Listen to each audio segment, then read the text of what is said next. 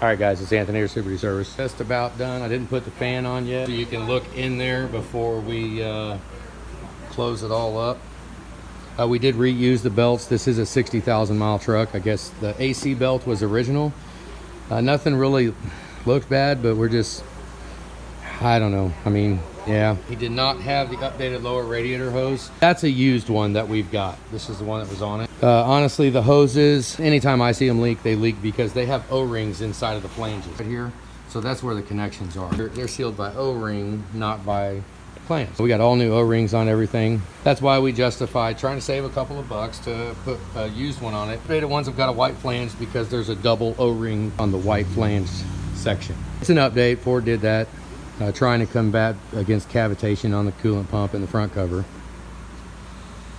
We did put a coolant pump in it. We're not going to put a fan clutch. We're going to use the original, the existing fan clutch. This is dual alternator setup. I mean, most of it's just pretty cut and dry. The little protective covers that are on the end, this little guy right here, if they were on the truck when it came in, they're on the truck right now. Now what sucks, this one was already deleted. And see that?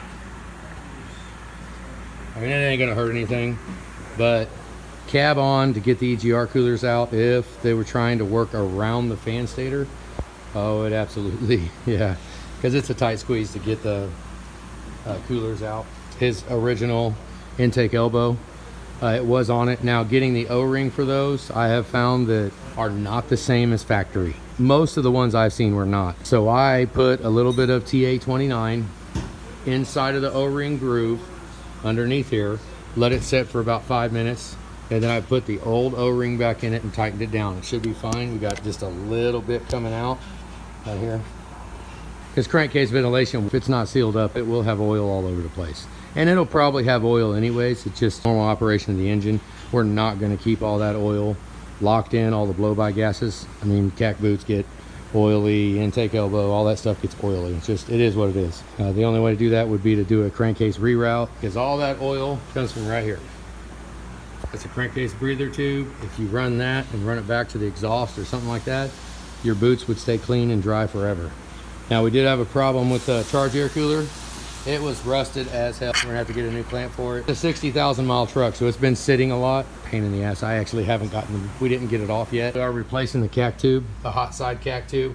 When they have that much rust, just buy a new one, because that is not the easiest pipe to get off. Neither is the other one. I take them off so we can clean them. This one right here, it's not as bad to get off as the other one. And I know they make aftermarket pipes for all this. This thing had a cracked piston, non-operational. Financially, we have to focus on what will actually fix this one that's rusted.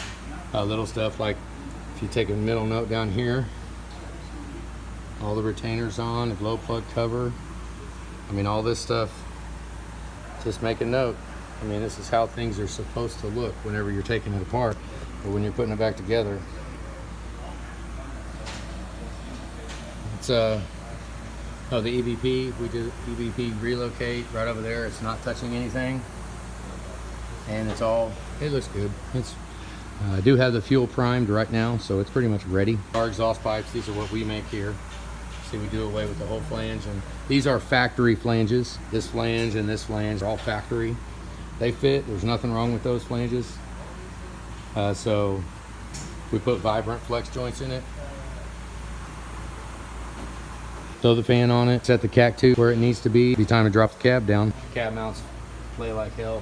Once you're done with the big pain in the butt of taking the fuel cooler apart, it really looks nice. Take it all the way apart so it's all the way clean. This is how I want them. Same with, like, look way down in there. That adapter flange for the oil cooler is a pain in the butt to clean. But whatever. Kind of sit down in there. That's kind of a drag. There were no boots on the injector harnesses. They pass through the rocker box. There are supposed to be boots on there. Which, what else? Little stuff like that right there. Yeah, there was no bolt on there. It was kind of, if you know what that is, that's actually a 6-liter exhaust manifold spacer. Works perfect to space out the power steering lines. the little elbow that goes right there to feed the cooler. You can take that elbow off and you can put your block off right there. Just eliminates one connection. Why have it if we don't need it? Plus, I mean, not that you really need room, but I'll take useless parts off all day long if we make room. Because that flange is the same size as the elbow that normally goes in the front cover. We did reuse both alternators. The only thing he's getting was a coolant pump. Power steering pump's existing. Tensioners are existing. Starters existing. Yep. I don't know, those exhaust manifolds look pretty good though. I don't know that we didn't put new exhaust manifolds on. Did we? I don't remember. I don't know. We did take apart the fuel pump, clean it all up, cleaned up all this stuff. So we're just about ready. Did have the wrong oil filter on it. Let me find the cap. Yeah, if your oil filter has got insides like that are stuck to it that you can't get out, that's the wrong crap. So in our building, you're not getting that back. That's junk. Buy a Motorcraft filter to put under it. You can buy them at Walmart 24 hours a day.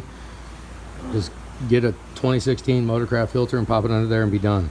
Don't mess around with all this aftermarket crap where you have to replace the cap, and it just ain't worth it. It's like freaking $19 for the filter. Put new plugs and everything, rear head plugs, block drains. Hell, you can't even see it. There it is, block drains. I mean, all the plugs are new, everything's just like we always do. His CCV tube right here was not broken. It actually looked good. 60,000 mile truck. We also reused the glow plug wires. Once again, it's a 60,000 mile truck. We reused them. They're not that hard to change. If it starts leaking in the future, throw some glow plug wires on it, call it done. They are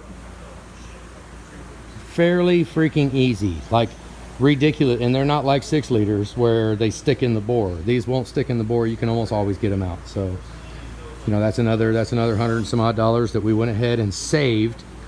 That can be done later, but I mean, granted, if I would have seen anything wrong with them, I would have done it. Now, you can replace the O-rings on it, or the grommets. You can replace just the grommets. I have also seen them leak from the middle of them, where the pass-through, the wire passes through. So I'm not a big fan of replacing grommets. It's just not worth it. You're gonna spend the money on a grommet, and then it's gonna leak from the middle. And then you just wasted freaking money. Just ride with them. When they start leaking, replace the damn things. Call it done. Save all your money until it's time to spend money, and then when it's time to spend money, bite the bullet and chew it up, right? Okay, obviously all new fuel lines, undercover harness, all that stuff's updated. We did put a new dipstick tube because it was kind of chewed up. It was, I mean, they seize in there and it gets chewed up. Actually getting the dipstick tube out, not that expensive of a part. Kind of got bent up and chewed up. Now that sucks, but that's kind of a nature of the beast right there. You got to do that. Now, granted, it was good.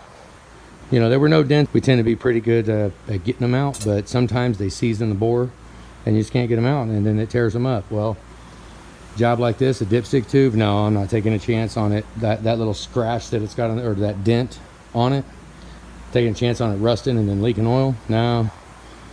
Because the dipstick tube is, I mean, it's not hard to get on, but I'd rather reuse glow plug wires and put a new dipstick tube on than the other way around. A new oil cooler in it, nice and tidy, all the bolts back. These 2 wires are just gonna leave them. They don't get any elements. They get a little grime on them, but it just, in my opinion, it makes it look all garbled up. To electrical tape these up. They're not hurting nobody. It's not like it's getting rained on. So they're fine just sitting there. Now, if he wants to tape it up, you can tape it up. And I know they make heat shrink. We could put big heat shrink around it. You know what? Yeah, we can do any of that. We could pull the pins out. We could tape it up, make it look like it's not even there. Absolutely, we could do any of that stuff. That'll be fine right there as it's sitting. Other than that, I mean, hell, that's it. Get the cab down and get this thing going. All right, guys, that's it. Have a good day.